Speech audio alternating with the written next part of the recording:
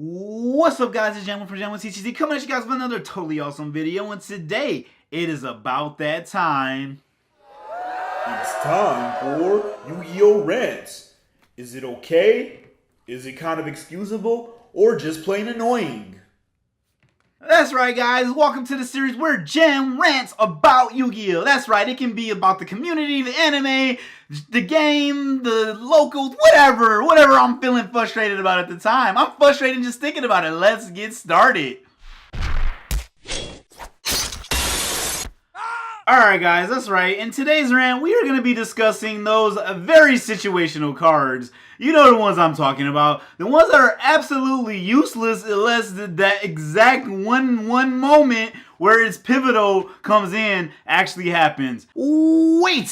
This video is going to be totally awesome, I promise you that much. But before we get started, make sure you hop on the subscribe button and hit the bell notification icon so you don't miss any totally awesome uploads. Yeah. And also, did you know that if you go to the description box below, there are some totally awesome things and content for you to consume? That's right. Did you know that Jan1 is on social media at Jan1 Productions? Did you know that you can get Jan1 merch? Did you know that you can get online tutoring? Did you know that you can get an online course? Did you know you could also give Jam a call and talk about YGO strategy or learn about the other skills that Jan1 possesses? Did you know any of that stuff? I bet you didn't until just now, so make sure you guys check it out and stay tuned because it's going to be totally awesome. Which, as you guys know, cards that I'm talking about, these moments never, ever actually show up, which is why it is annoying and just makes no sense to even print cards like this. So, yeah, we're talking about cards like that one right there, White Hole. Don't you guys remember this card? It's really old. It's so old that the time where it could have actually been relevant, even though it still wasn't relevant at that time, it's that old. We're talking about starter deck Yugi type old, almost like a couple sets after that type old. It says, literally as it reads, as you see on the text, it says that, oh, you can only activate this card if your opponent uses Dark Hole.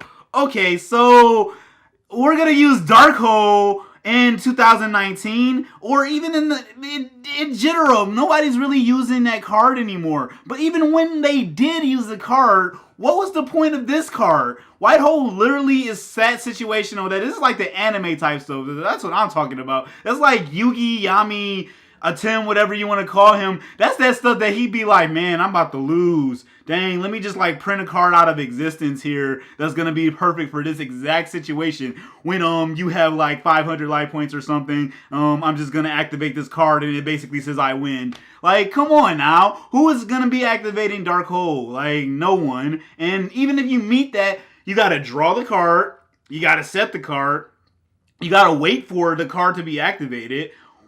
What are the odds? By that time, you're either dead or they already used the Dark Hole before you actually even drew the card. So, yeah, that's why cards like this irritate me. We could go on. The list goes on. There's lots of them. We have Ante-Raigeki. Same exact situation.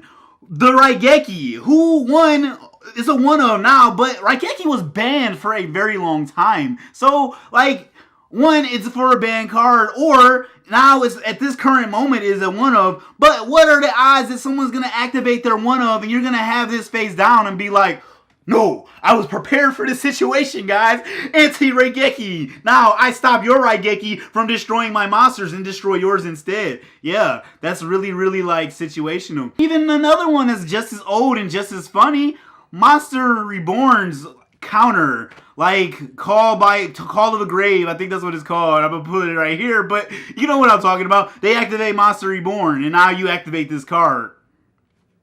Again, banned for a long time. Also, currently, right now, as I make this video, is a one-of, but who knows what will happen to it as then. But the point is, like, no one's gonna be even playing it that often. So it's like, at this point, cards like this, like maybe back in the day when they were old, like they had points because it was like, okay, these are some very powerful cards and we only have like maybe, let's say, 2,000 cards in the game. So chances are maybe this is a good idea. But like, no, it's a bad idea, especially now that we have like hundreds and hundreds and hundreds and hundreds of thousands of cards in this game. It's like the odds of playing cards like this are just like dead and outdated.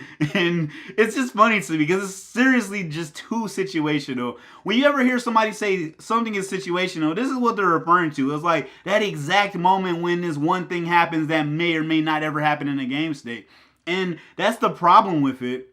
Because the game state is so unpredictable, which is what makes this game so cool. But like the odds of those exact situations happening and you having this card right when that situation happens is just ridiculous. So the list goes on. Like we can talk about those that are super specific, and then we can talk about ones that are not as specific but still pretty situational. For example, we have that one card that like, yeah, you know, Frog Master knows everything about frogs. So when they printed this, I was really disappointed.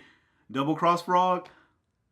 Really? Like, so this is a modern day example of how like petty cards like this just don't help anything. It's like, okay, if I just so happen to have 2 of my double cross frogs and I just so happen to align my columns to where my opponent's monsters are, hopefully it's their boss monster, hopefully they didn't put the card on the other zone where I can't even do it anymore. Like if they put it on the far left zone, like I can't even do it. But just in case they do this, I get to swap my monsters with theirs. And then I win.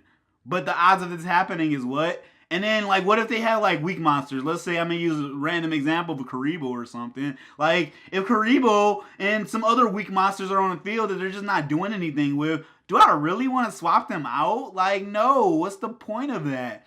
And then just a couple more, just one more. So here's another modern day example. It's amazing on paper, but when you read it and when you think about how often this situation comes up, it's not very often at all. Like, Witch's Strike. That card is very powerful. Like, it just says, wow, if they tried to negate something, you just like blow up their entire everything. Amazing. Wow, I can't wait to put this card in my deck. Okay, situation where this actually happens and where you actually can activate this. Because Ash Blossom does not count. Because, like, yeah, the way it's worded, like, you would think that it says any negations. Like, no, it doesn't work like that. So because it doesn't work like that, this makes it a very situational card. And because it's very situational, again, that makes it bad. So the moral of the story, guys, is cards like this are kind of funny to me and like it's hilarious. But when you think about it, what makes a card good? And that is, does it have versatility? Think of something like a kaiju. Kaijus are like amazing now because what happens? Everybody has a monster on the field. As long as you draw it, it's active. I can use it, it's live, and I'm like, wow, okay, they have a monster, I can kaiju their monster.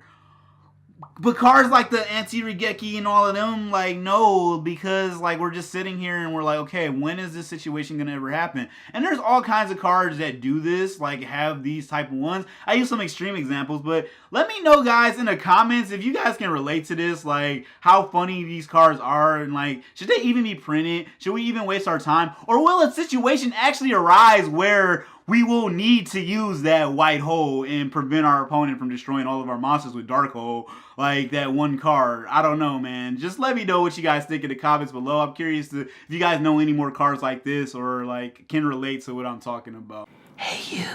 Don't forget to subscribe because it'd be totally awesome if you did, because you guys, by subscribing, sharing, and following me on social media, you help continue to create this totally awesome content, and I love you for doing so. Make sure you guys check out the description box below as well, because there's all kinds of new projects that Jam1 is up to, and I would totally mean the world to me if you checked it out. So yeah, I'll see you guys next time. Enjoy life. More than awesome, he's totally awesome.